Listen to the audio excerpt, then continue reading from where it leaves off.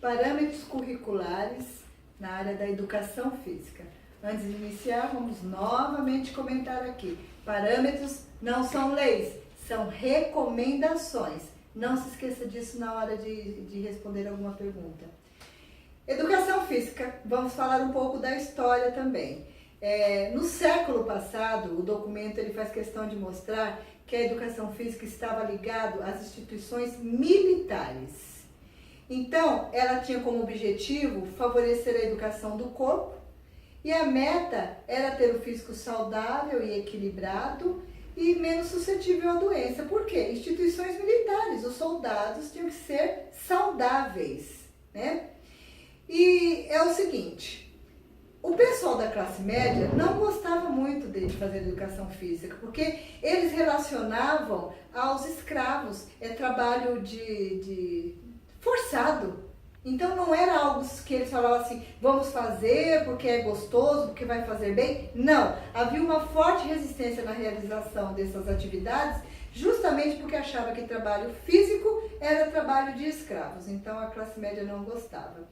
E esse conceito dificultou a aplicação dos exercícios nas escolas, porque os pais, as famílias não queriam. Em 1851 foi feita a reforma Couto-Ferraz. E essa reforma tornou obrigatória a educação física nas escolas do município da Corte, tá? Gente, eu acho isso muito chato, mas se eles estão falando no documento, pode cair na prova, então é importante prestar bastante atenção, tá? Então, foi feita a reforma, obrigatória a educação física, mas não tinha um caráter intelectual ainda. As instituições militares ainda achavam importante. Então, os meninos nas escolas até que achavam agradável, porque eram relacionados ao exército e eles também eram relacionados ao exército. Mas as meninas, os pais proibiam. Eu não quero que minha filha faça essa atividade porque isso é coisa de exército. Então, criou-se esse problema também. Em 1882, Rui Barbosa, o intelectual, ele explicou então em um documento sobre a importância de ter um corpo saudável. Corpo saudável, mente saudável. Atividade intelectual vai fluir de uma forma mais agradável. Então, a partir de então, a educação física ganhou o nome de ginástica nas escolas, tá? Em 1937, em uma de nossas constituições, apareceu então o termo educação física como currículo, prática educativa obrigatória, tá? Então, né, com a nossa Constituição, a educação física ganhou novos significados, né? Mas ainda num âmbito diferente e não ainda ao perfeito. Tinha que fortalecer o trabalhador. É bom que o aluno faça atividades de educação física, porque ele vai ser um trabalhador braçal, então é importante que ele esteja com o corpo dele forte. Vai melhorar a capacidade produtiva dele, o espírito de cooperação, ele vai aprender a trabalhar em coletividade. Daí veio a LDB em 1961, que tornou obrigatória a educação física para o ensino primário e médio. E aí foi continuando mais no que nós conhecemos, né? Na década de 70, a educação física ainda tinha... Década de 70, vocês sabem, o período militar. Então a educação física ainda era com o objetivo de manter a manutenção da ordem e progresso. Então, era pelo nacionalismo, a segurança nacional, os jovens precisam fazer essa atividade porque serão nossos soldados, eles estarão lutando pela pátria. Isso também desestimulou muito, né? E a partir da quinta série, na época era a quinta série, a iniciativa esportiva tornou-se um dos eixos fundamentais de grande importância.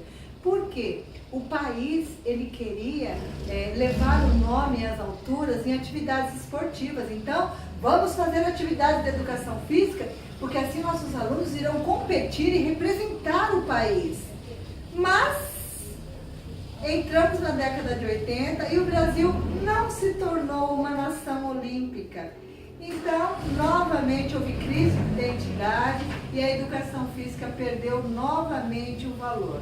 E como ela perdeu o valor, passou a priorizar apenas na primeira a quarta série e na pré-escola, que hoje é a nossa educação infantil, tá? Então ela ainda continuou sendo tratada como algo marginal, porque isso acontece hoje, infelizmente. Algumas escolas empurram o horário para depois. Ah, você estuda de manhã as disciplinas importantes e vai fazer educação física só no período da tarde.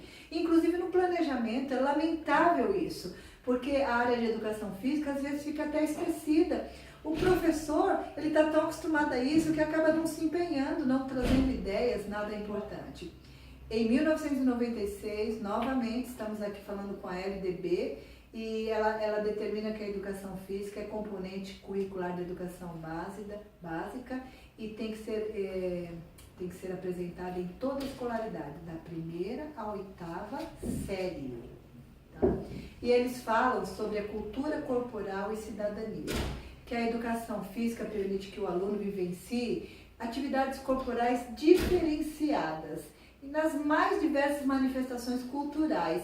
Então, por exemplo, daí você fala assim, mas que manifestações, Shirley? Olha, danças, esporte, lutas, jogos e ginástica. Isso é um vasto patrimônio cultural e isso representa atividades que uma escola pode trazer o mundo inteiro para dentro dela, tá?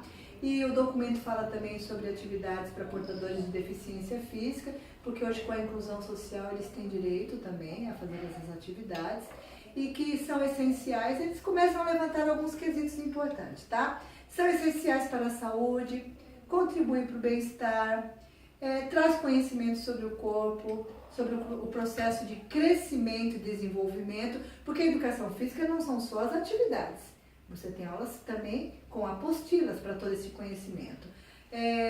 Desenvolve o cultivo de bons hábitos de alimentação, higiene, hábitos de autocuidado também, ajuda nas relações interpessoais. Nos jogos, desenvolve o respeito mútuo. E, por exemplo, o resultado de um jogo, ou até mesmo o uso de um árbitro, ensina também a capacidade de julgamento de justiça, ou de injustiça, né, conforme o que o árbitro decidir. E, por exemplo, trabalho em equipe, solidariedade, dignidade. Como que dignidade, Shirley? Como é que a educação física vou ensinar, o aluno vai aprender o conceito de dignidade? Veja, gente, se você ganha uma partida, você não vai provocar e humilhar aquele que perdeu. Isso é ser digno. E quem perde, reconhece a vitória do outro sem se sentir humilhado. Isso é ser digno também. Muito bem. Agora falamos então sobre a educação física no ensino fundamental, que não se restringe apenas ao exercícios de atividades físicas, mas ele tem que capacitar o aluno a refletir sobre as suas possibilidades corporais e ele aprender diferenciações. Por exemplo, o verbo chutar na educação física. No futebol, chutar é uma coisa, na capoeira é outra, na defesa pessoal é outra. Tem vários conceitos que o aluno vai aprender. Ele vai aprender também saltar, girar, dançar, aperfeiçoar e enfrentar desafios com esses conceitos. Por exemplo, no basquete, o professor vai dar exaustivamente atividades para o aluno aprender a bater a bola. Quando ele tem esse domínio, ele vai então perceber que ele já domina, então ele pode olhar para os amigos e situar estratégias melhores, né? Tudo com a intervenção do professor. Existem riscos? Existem, e o professor sabe disso. Ele tem como responsabilidade tentar minimizar isso o máximo possível.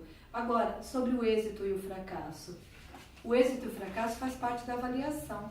Então, não deve ser uma expectativa, e sim um aprimoramento daquilo que não se conseguiu.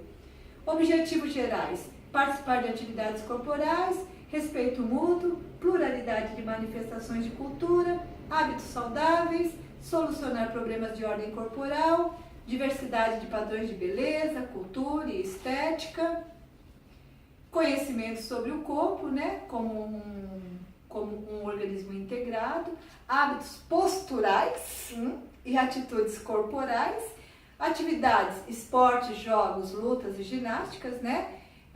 Nas atividades de jogos, a flexibilidade na regulamentação é bem maior e o caráter deve ser apenas competitivo, cooperativo ou recreativo.